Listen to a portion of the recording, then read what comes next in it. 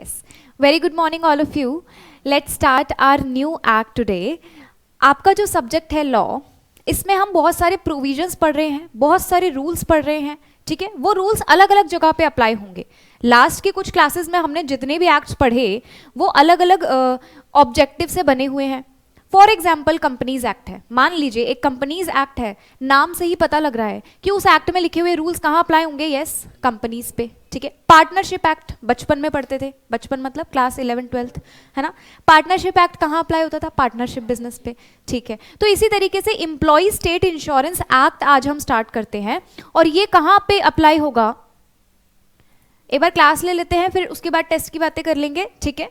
तो ये एक्ट कहाँ अप्लाई होगा? एम्प्लॉय का अगर स्टेट इंश्योरेंस कराया जा रहा है, यानी ईएसआई. ये स्टेट इंश्योरेंस क्या होता है, ये एम्प्लॉय कौन है, कौन सी ऑर्गेनाइजेशंस ये कराएंगी, ठीक है. ये सारी बातें इस एक्ट में पढ़ेंगे. सबसे पहले हर एक्ट को स्टार्ट करने से पहले कौन सी दो बातें हम जान लेते हैं कि वो एक्ट कमेंस कब हुआ एंड वो एक्ट का एक्सटेंट क्या है, राइट. तो commencement of this act 19 April 1948.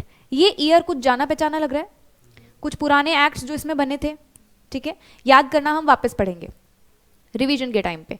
Okay, तो 19 अप्रैल 1948 में ये एक्ट बना है या लगना स्टार्ट हुआ है? बना कब था ये? 1948 में. लेकिन ये अप्लाई होना स्टार्ट हो गया 19 अप्रैल से, ठीक है. तो this is the year of enactment and यही सेम ईयर है year of enforcement. Okay, what if अगर यहाँ पे 1950 होता तो हम मान लेते 1948 में बना था, 1950 में अप्लाई होने लगा है. ओके, सेकेंड चीज जो हमें जाननी है रिगार्डिंग दिस एक्ट कि एक्ट अप्लाई कहाँ कहाँ होता है, to the whole of India. And third चीज जो हम जानते हैं, शॉर्ट टाइटल. शॉर्ट टाइटल का मतलब ये एक्ट किस नाम से जाना जाता है? Employ state insurance act 1948. तीन बातें हमने एक्ट के बारे में जान ली. इसके बाद हर एक एक्ट बना होता है कुछ ना कुछ मोटिव से. कंपनीज एक्ट किस मोटिव से बना है? कंपनी में होने वाले जितने भी गड़बड़ घोटाले, कुछ तो गड़बड़ है दया, है ना, उन सारे एक्ट्स को रोकने के लिए, राइट. कंपनी में डायरेक्टर है, एम्प्लॉय है, जो भी है, शेयर होल्डर है, सब एक दायरे में रहकर काम करे, इसलिए बना होता है. हम सब चीज पढ़ेंगे आने वाली कुछ डेज में, आने वाली क्लासेस में. ऐसे ही ईएसआई का ऑब्जेक्टिव क्या है? इसका ऑब्जेक्टिव क्या है ईएसआई का, ये हम पढ़ लेते हैं. तो देखो, सबसे पहले तो ये बहुत ही इंपॉर्टेंट है, एमसीक्यू में भी आ सकता है कि आपका जो एम्प्लॉय स्टेट इंश्योरेंस एक्ट है ना, ये पहला, भारत का पहला मेजर लेजिस्लेशन है. लेजिस्लेशन मतलब रूल्स जो लेजिस्लेशन ने बनाए हैं. ये पहला मेजर लेजिस्लेशन है सोशल सिक्योरिटी के ऊपर. सोशल सिक्योरिटी मतलब जनता का भला, और जनता मतलब एम्प्लॉय.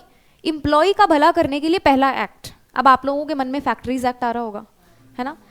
वो फैक्ट्रीज एक्ट होता है फैक्ट्री के रिगार्डिंग, वहां पे उनको सेफ्टी प्रोवाइड करनी है, उनकी हेल्थ. लेकिन यहाँ पे देखना उनकी सिक्योरिटी किस रिगार्डिंग है. मान लो काम करते करते एक एम्प्लॉय का हाथ कट गया, जिंदगी बर्बाद हो गई ना. फैक्ट्रीज एक्ट क्या करेगा?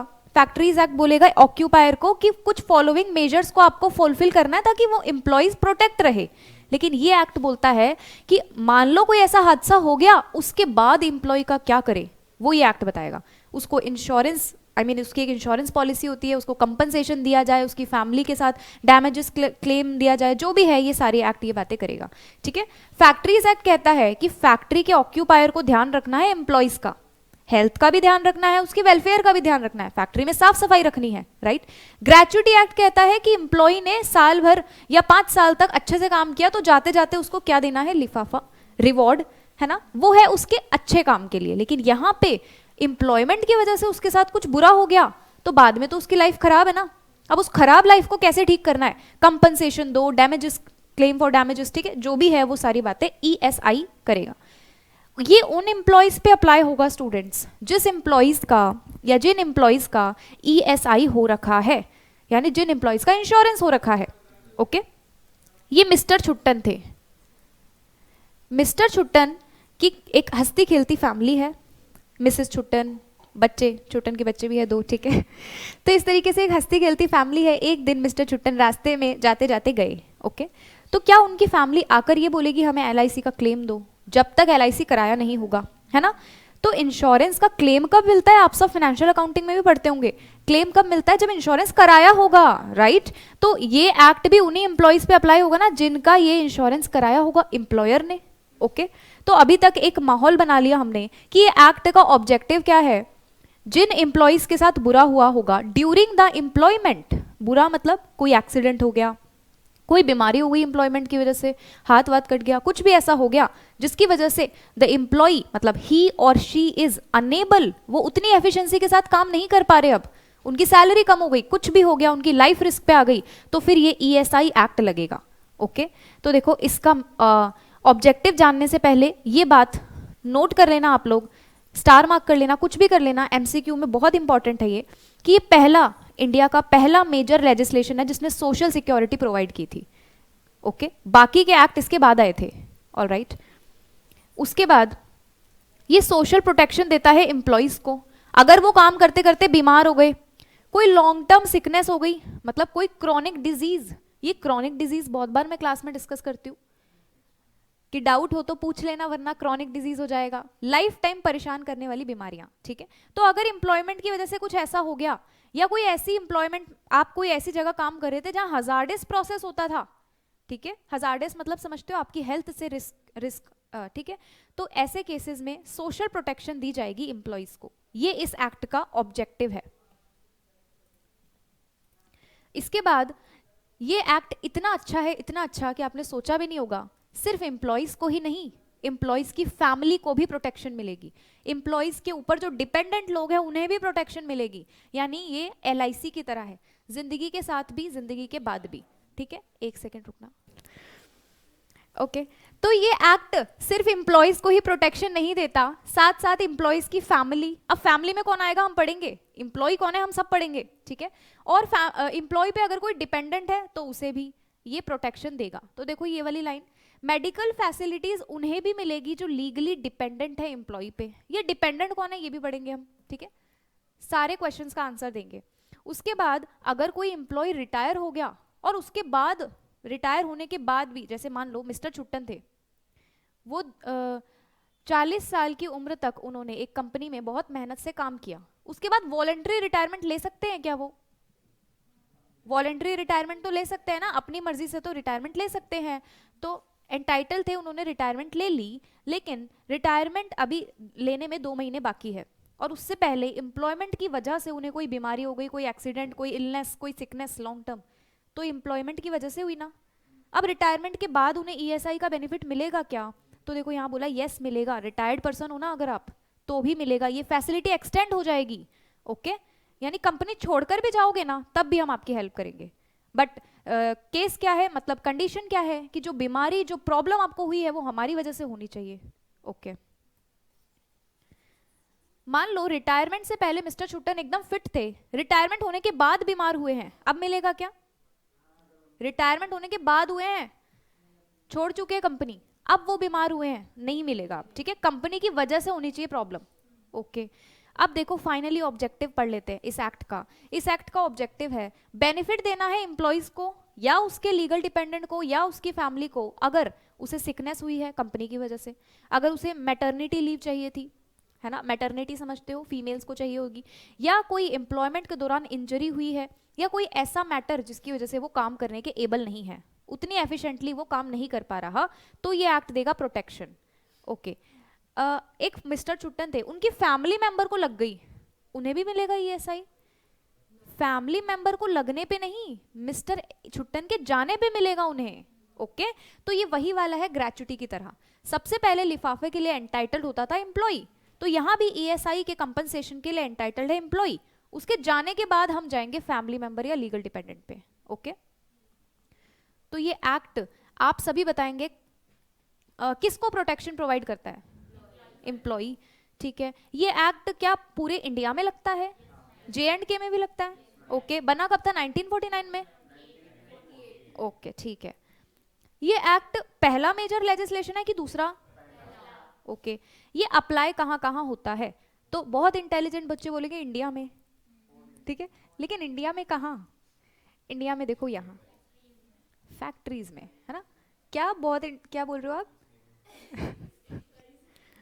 स्टेट वाइज, ठीक है। देखो ये अप्लाई होगा to all factories, all factories. अब ये फैक्ट्री क्या है ये भी पढ़ेंगे। अब आप लोग सोचोगे हमने तो पढ़ लिया फैक्ट्री क्या है, लेकिन थोड़ी सी डिफरेंट होगी, ऑलमोस्ट सिमिलर है, हल्का फुल्का डिफरेंस होगा, फिर भी हम पढ़ लेंगे कि फैक्ट्री क्या होता है। सारी फैक्ट्रीज में ईएसआई लगेगा, यानी फैक्ट्री में काम करने वाले हर एम्प्लॉय इसमें कवर होंगे क्या? तो देखो लॉ कहता है नहीं नहीं रुको, जिनकी सैलरी इतनी होगी सिर्फ वही, अप टू 21,000 वाले पर्सन, ठीक है, पर मंथ है, देख लो पर एनम नहीं है। 21,000 पर एनम जिनकी सैलरी है उन पे मैंडेटरी है ये प्रोविजन लगाना कंपनीज के लिए। यस तो सारी फैक्ट्रीज, उनमें सारे वर्कर्स जिनकी सैलरी है अप टू 21,000 पर मंथ, ठीक है। अब देखो जिनकी सैलरी 45,000 है, क्या उन्हें भी ईएसआई मिलेगा, ये इंश्योरेंस का कंपनसेशन? कंपनी चाहे तो दे सकती है, इस बात को समझना। सारी कंपनी को मैंडेटरीली उन एम्प्लॉयज का इंश्योरेंस कराना पड़ेगा ईएसआई के नाम से जिनकी सैलरी अप टू ये है मैंडेटरी प्रोविजन। लेकिन कंपनी अगर ज्यादा ही भला करना चाहती है तो इसके ऊपर वाली सैलरी के एम्प्लॉयज का भी ईएसआई करा सकती है। ओके ठीक है। तो अब आप लोग अगर अपने नेबरहुड में किसी लोगों को देखोगे जिनकी सैलरी ज्यादा है और उन्हें ईएसआई मिले तो लड़ने मत लग जाना, ठीक है, वो कंपनी का खुद का प्रोविजन है। यस कंपनी का वॉलंटरी एक्ट है। ओके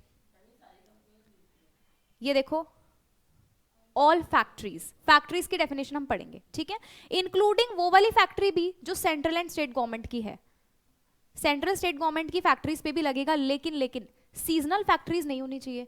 ये सीजनल फैक्ट्रीज क्या होता है ये भी पढ़ेंगे, सारी चीजें पढ़ेंगे आज की क्लास में ही, ठीक है। एप्रोप्रिएट गवर्नमेंट अगर चाहे, एप्रोप्रिएट गवर्नमेंट क्या होता है ये भी पढ़ लेंगे। तो एप्रोप्रिएट गवर्नमेंट अगर चाहे तो कुछ क्लास ऑफ एस्टैब्लिशमेंट को भी इस एक्ट में कवर कर सकती है।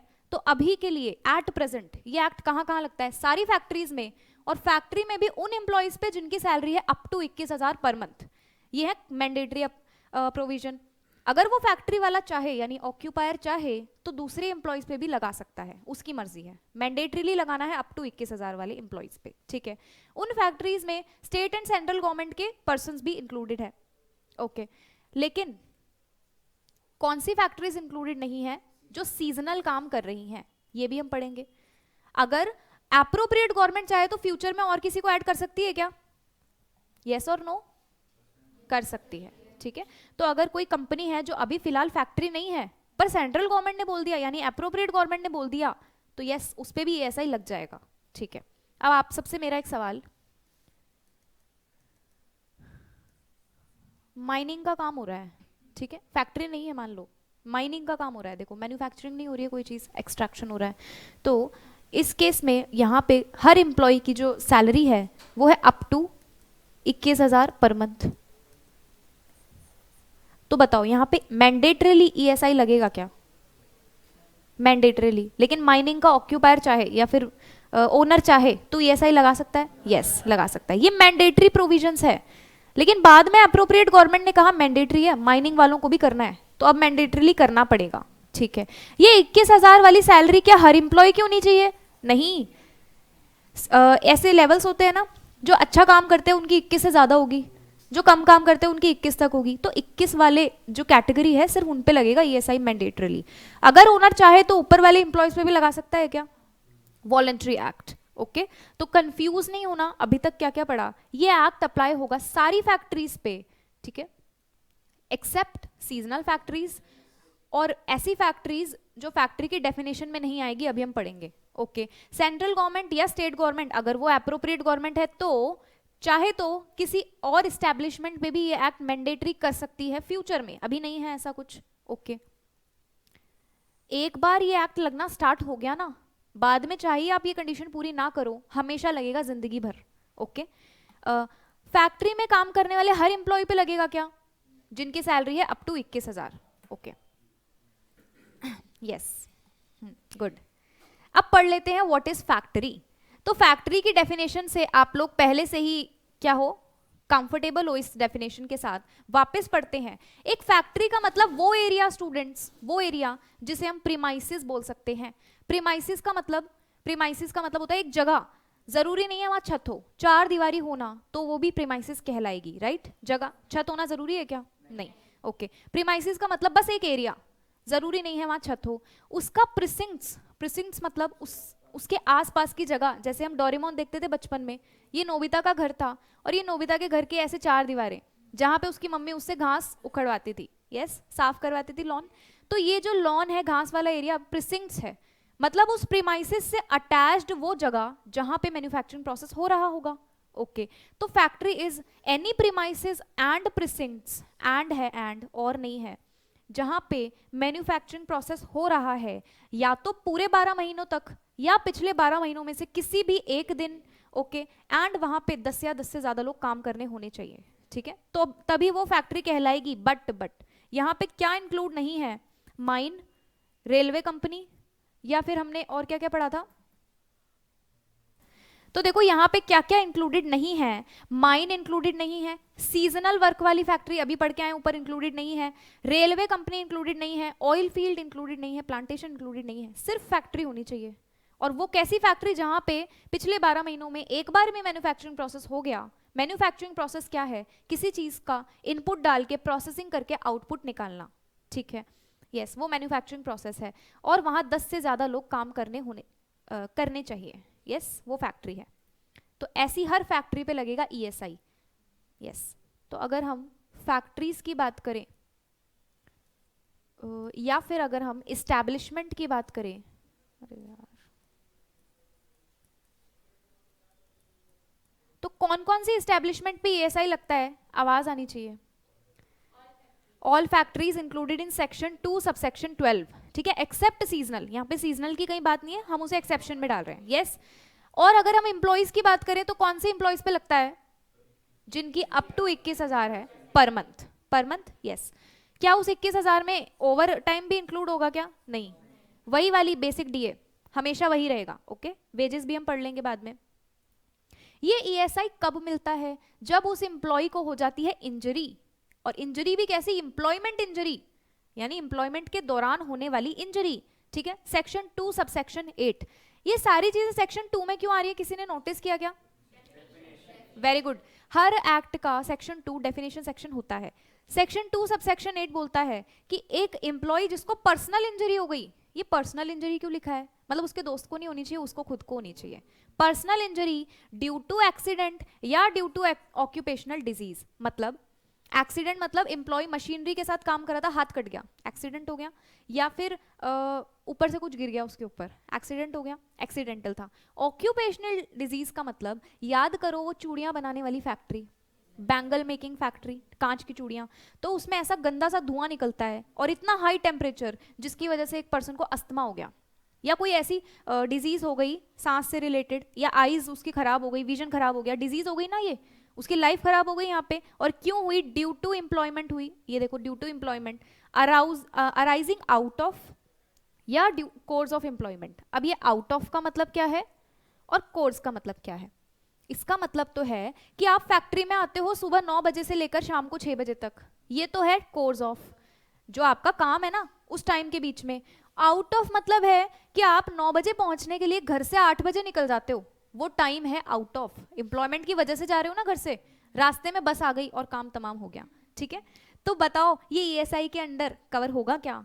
एम्प्लॉयमेंट के लिए जा रहे थे ना आप, होगा, ठीक है। डेली आपका रूटीन था कि आप डेली फैक्ट्री में 9 बजे पहुंचते हो, 8 बजे निकलते हो, फैक्ट्री के आसपास होना चाहिए। लेकिन ऐसा नहीं है कि आज तो मैं वैशाली होके जाऊंगा, ओके, एकदम जिस रास्ते से आप डेली जाते थे उसी रास्ते से जा रहे हो, एकदम अच्छे से नहा धो के शाहरुख खान वाले लुक में, और फिर आपके साथ कुछ भी ऐसी अनहोनी हो गई तो ईएसआई अप्लाई हो जाएगा, लेकिन होना चाहिए आउट ऑफ एम्प्लॉयमेंट। ओके, अगर ऑनलाइन वालों को और ऑफलाइन वालों को क्लियर है तो फिर मैं अपना एक डाउट पूछूं? ओके, ऑफलाइन वालों को कोई दिक्कत? चेतना, कोमल, नंदू, प्रशांत, सलोनी, विकास, एक बार आप सब चैट में कंफर्म कर लो।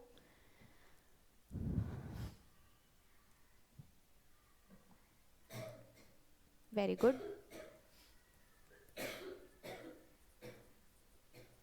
ये सब भी होता है फैक्ट्री में काम करते हुए, तो उस पे भी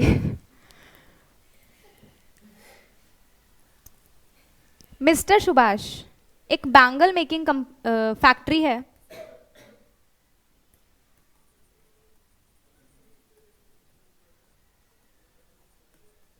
उसमें काम करते हैं, एंड इनका वर्किंग आवर क्या हो सकता है बताओ? मैक्सिमम कितना होता है पर डे? 8 आवर्स, ठीक है। तो सुबह 9 बजे आते हैं ये, इनकी नाइट शिफ्ट नहीं है, ओवर टाइम नहीं करा रहे इनसे, है ना। तो 9 बजे आते हैं सुबह 9 AM, कब तक जाएंगे ये मैक्सिमम? 5, ठीक है, 5 बजे तक, ओके।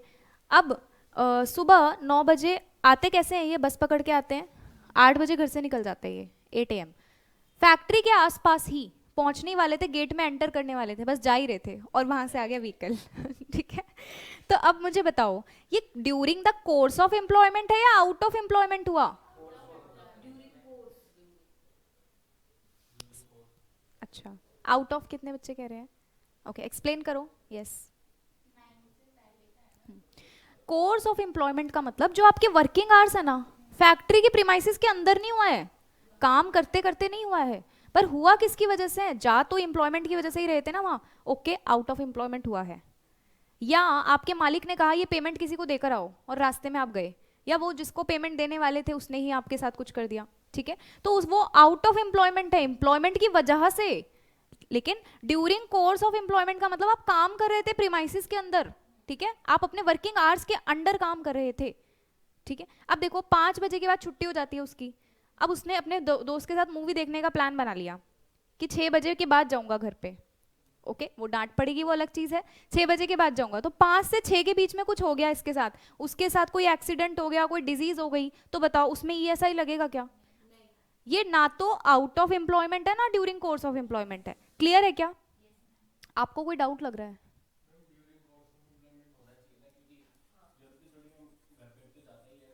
हम्म,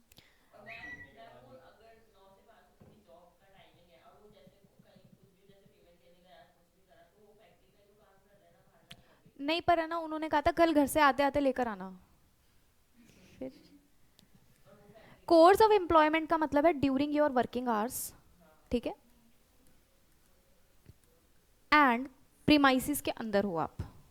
एम्प्लॉयमेंट में जो आपको बोला है ना कि इस मशीनरी से ये प्रोडक्ट निकाल के इधर रख देना, वो काम कर रहे हो आप, एम्प्लॉयमेंट वाला काम कर रहे हो। यहाँ पे कोई अदर काम कर रहे हो लेकिन ड्यू टू एम्प्लॉयमेंट कर रहे हो, ओके। अभी क्लियर है सबको? ओके, तो मेरा डाउट मैं ही क्लियर कर देती हूँ, आप लोग तो करते ही नहीं। चलो,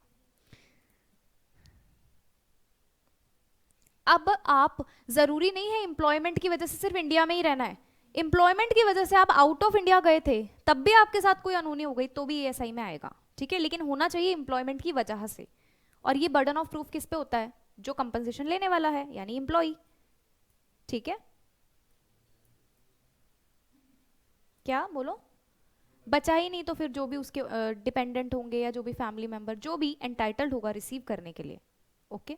अब ये एम्प्लॉय कौन है? तो सेक्शन 2 सबसेक्शन 9 के अंदर एम्प्लॉय हर बार की तरह वही पर्सन जो कि एंटाइटल्ड है वेजेस रिसीव करने के लिए। वेजेस क्या होते हैं ये भी हम पढ़ेंगे। जो फैक्ट्री में आया ही क्यों है? वेजेस लेने के लिए, चाहे वो मैनुअली काम करे, मशीन के थ्रू काम करे, कैसे भी काम करे, ठीक है।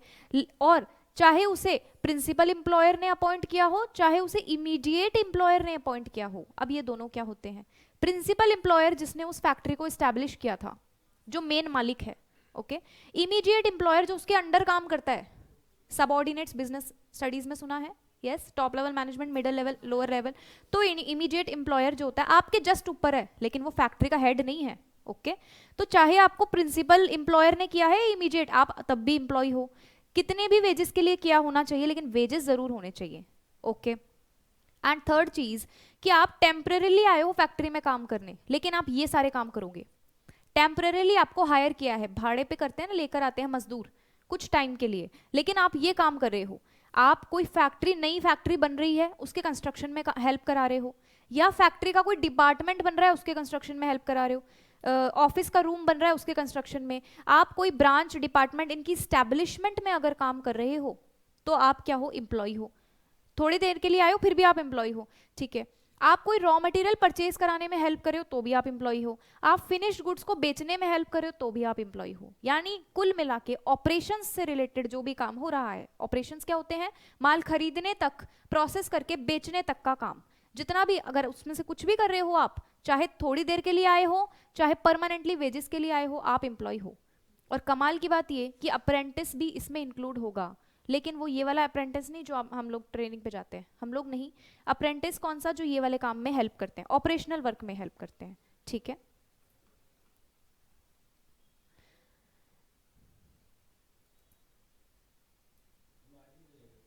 नहीं।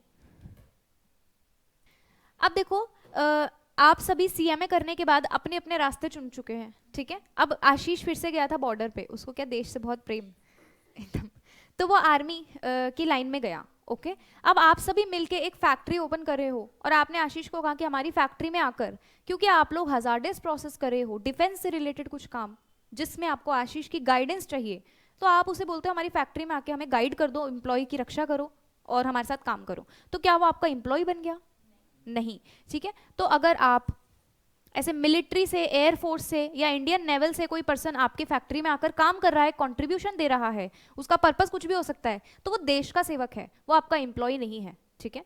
तो वो एम्प्लॉय की डेफिनेशन में कभी नहीं आएगा। और ऐसे पर्सन जिन any person employed whose wages exceed such wages as may be prescribed, यानी सेंट्रल गवर्नमेंट ने क्या कहा है, 21,000 से ज्यादा वाले लोग भी एम्प्लॉय की डेफिनेशन में नहीं आएंगे। वेजेस एज में भी प्रिस्क्राइब्ड मतलब अभी क्या है वो 21,000, फ्यूचर में वो लिमिट अगर गवर्नमेंट बढ़ा दे तो वो फ्यूचर की बात है, ठीक है।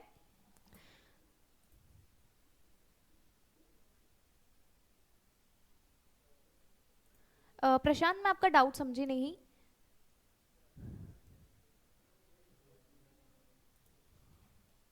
अच्छा, प्रशांत कह रहे हैं अगर कंस्ट्रक्शन वर्क हो रहा है, कंस्ट्रक्शन वर्क हो रहा है तो ईएसआई कौन देगा? कंस्ट्रक्शन करवाने वाली कंपनी या जिसमें कंस्ट्रक्शन हो रहा है वो कंपनी? यस, तो एम्प्लॉयर पढ़ेंगे ना जब ये हमें पता लगेगा, ठीक है। ईएसआई देगा कौन? एम्प्लॉयर। एम्प्लॉयर की डेफिनेशन हम पढ़ेंगे, यस, ओके। तो अभी तक क्या क्या पढ़ा हमने कि ये ईएसआई एप्लीकेबल कहाँ होता है स्टूडेंट्स? हर एस्टेब्लिशमेंट पे होता है क्या? आवाज ही नहीं आ रही किसी की। ऑल फैक्ट्रीज पे होता है?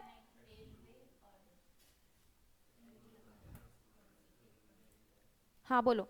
ईएसआई एक्ट के अंडर ये प्रोविजंस कहाँ अप्लाई होंगे? सारी फैक्ट्रीज पे, सारी फैक्ट्रीज एक्सेप्ट सीजनल फैक्ट्रीज। अब ये फैक्ट्री की डेफिनेशन में कौन कौन आता है? तो प्रीमाइसेस जिसमें प्रिसिंक्ट्स हो, पिछले 12 महीनों में से एक दिन या पूरे 12 महीने मैन्युफैक्चरिंग प्रोसेस हुआ है, ठीक है। लेकिन एक्सेप्ट क्या? माइनिंग, रेलवे, जो भी आपके वो सारी चीजें थी, ठीक है, उनके अलावा, ओके। अब फैक्ट्री में काम करने वाले हर एम्प्लॉय को मिलेगा क्या?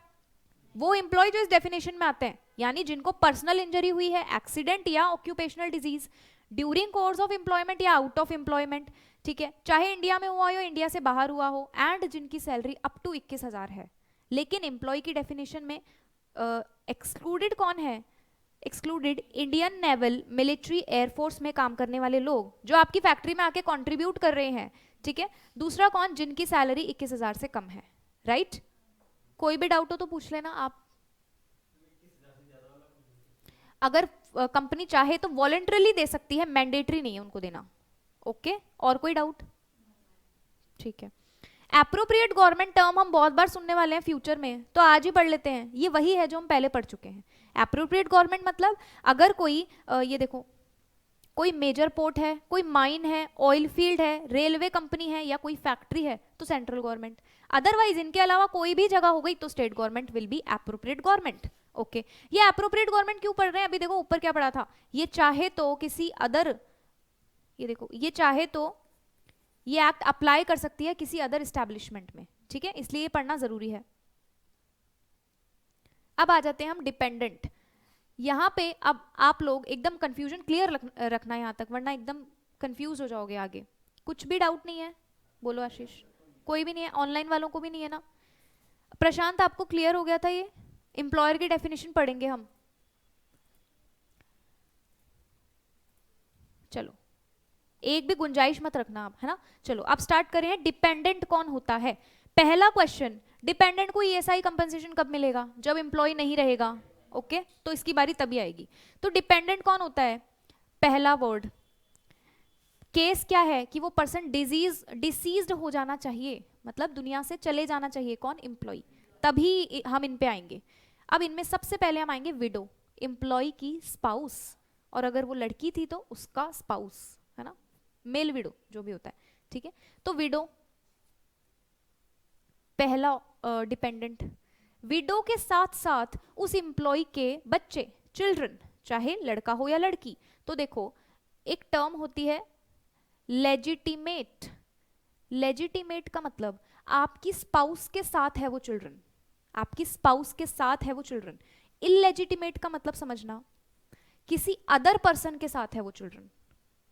I hope getting this point. आपकी स्पाउस और आपका है वो चिल्ड्रन। इलेजिटिमेट वो चिल्ड्रन होता है जो आपका और किसी अदर पर्सन का, वो आपका स्पाउस नहीं था, यानी ये इलीगल हो गया। ओके तो लेजिटिमेट अगर कोई चाइल्ड है तो सन हो सकता है, इसको यहां करा दूं मैं, हाँ चार्ट बना के समझा रही हूँ। यस, सबसे पहले तो विडो हो गई, बात खत्म। दूसरे बच्चों पे आ रहे हैं हम। बच्चों में अगर लेजिटिमेट हो तो एक हो सकता है सन, एक हो सकती है डॉटर, इसके अलावा तो कुछ नहीं हो सकता। ठीक है, ओके हम दो ही केसेस लेके चलेंगे। अच्छा, लेजिटिमेट सन खुद का हो या अडॉप्टेड हो, लेकिन लीगली होना चाहिए। लेजिटिमेट का मतलब लीगली समझना। अच्छा, अडॉप्टेड लीगल कब होता है, कोई बता सकता है क्या? जब आपका पर्सनल लॉ आपको अलाउ करता है। यस, तो सन या तो खुद का हो या अडॉप्टेड, ये केस खत्म है, खुद का या अडॉप्टेड। लेकिन उसकी ईयर जो साल है वो होना चाहिए अप टू 25 ईयर, यानी छोटा बच्चा होना चाहिए, छोटी बच्ची हो क्या। ओके 25 साल तक का ही होना चाहिए, उसके बाद हम मान लेंगे कि वो खुद केपेबल है कमाने के, वो डिपेंडेंट नहीं रहा। सन की बात कर रहे हैं अभी हम, डॉटर पर आए ही नहीं है। ओके डॉटर अगर लेजिटिमेट है तो वो तब तक आपकी डिपेंडेंट रहेगी जब तक वो अनमैरिड है। यहाँ पे ईयर या फिर उसकी एज से कोई हमें लेना देना नहीं है। अनमैरिड है ना तो हम मान लेंगे आप पे डिपेंडेंट है। मैरिड होने के बाद हम मान लेंगे वो किस पे डिपेंडेंट है, अपने स्पाउस पे या अपने जो भी उनके इन लॉज होंगे। ठीक है, स्पेशल चाइल्ड, जितना स्पेशल चाइल्ड से आप क्या कहना चाह रहे हो, डिसेबल पर्सन, डिफरेंटली एबल्ड, उसके लिए हम नीचे आएंगे। ठीक है, नीचे वाले केसेस पे आएंगे। ऑल राइट, तो पहला चीज, अगर दिमागी हालत भी एकदम ठीक है और लॉफुली आपका बच्चा है, चाहे खुद का हो या अडॉप्टेड हो, तो इस केस में अगर सन है तो 25 साल तक आपके लिए डिपेंडेंट है, और अगर डॉटर है तो जब तक उसकी शादी नहीं हुई। ओके ये मैं हटा रही हूं सारा। थर्ड चीज, अब आ जाते हैं चेतना के डाउट पे। व्हाट इफ अगर वो डिफरेंटली एबल्ड, मतलब माइंड से कुछ उसे प्रॉब्लम है, यानी अनसाउंड माइंड बोल सकते हैं हम, है ना, अनसाउंड माइंड है, दिमागी हालत सही नहीं है, तो इसे हम बोलते हैं इनफॉर्म। इनफॉर्म होना, इनफॉर्म होना, अनसाउंड माइंड। तो इस केस में चाहे 25 साल का हो ना हो, उसे हम डिपेंडेंट ही मानेंगे, क्योंकि वो अनसाउंड माइंड है ना, वो केपेबल ही नहीं है दुनिया में काम करने के। तो यस, वो होली डिपेंडेंट हो आपकी अर्निंग पे और वो अनसाउंड माइंड का हो, तो एम्प्लॉय की डेथ के बाद हम उसे मान लेंगे आपका डिपेंडेंट। ठीक है, लीगल डिपेंडेंट। यस, चाहे सन हो या डॉटर हो, कोई भी हो। ओके चलते, यहां तक कोई भी डाउट आना नहीं चाहिए वरना आगे कंफ्यूजन हो जाएगी। कोई भी डाउट नहीं है इन 2 पॉइंट्स में?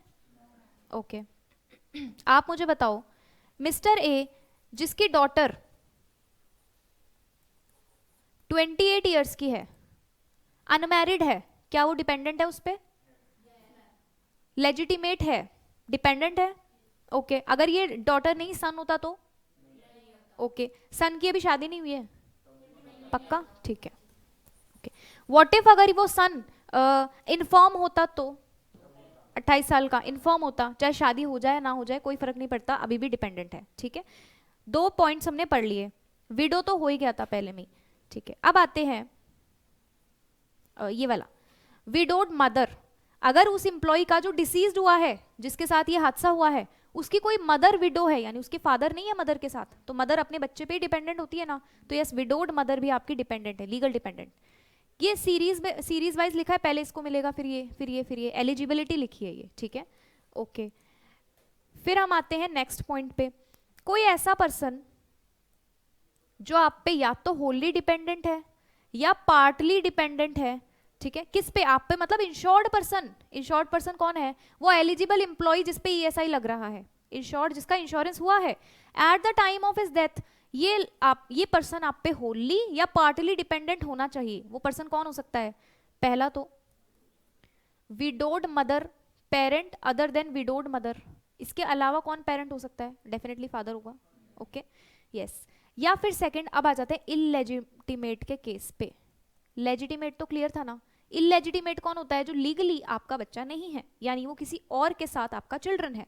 ओके तो वो सन भी हो सकता है, डॉटर भी। थर्ड केस हम नहीं ले रहे हैं। अच्छा अगर ऐसा कुछ होता है बीइंग प्रैक्टिकल, तो वो सन वाले प्रोविजंस लगते हैं उस पर, ठीक है। तो इलेजिटिमेट है और सन है तो वो सन माइनर होना चाहिए, माइनर 18 साल, यहाँ 25 साल नहीं है, ओके। तो अगर लीगली आपका बच्चा है ना तो 25 साल की एज दी है, लेकिन अगर आपने इलीगली ऐसा कुछ किया है तो 18 साल तक ही वो आप पे डिपेंडेंट है, ओके। माइनर 18 साल कहाँ लिखी है ये बात, कौन सा एक्ट है? पक्का? Indian majority act, okay. Indian majority act कहता है कि एक पर्सन अगर अभी तक 18 साल का नहीं हुआ तो वो माइनर है, 18 का होने के बाद वो मेजर कहलाता है, ओके। तो यस, माइनर का मतलब 18 साल का होना चाहिए। डॉटर अगर इलेजिटिमेट है तो इस केस में क्या करेंगे हम, वो डॉटर, यहां पे देखना ये वाला,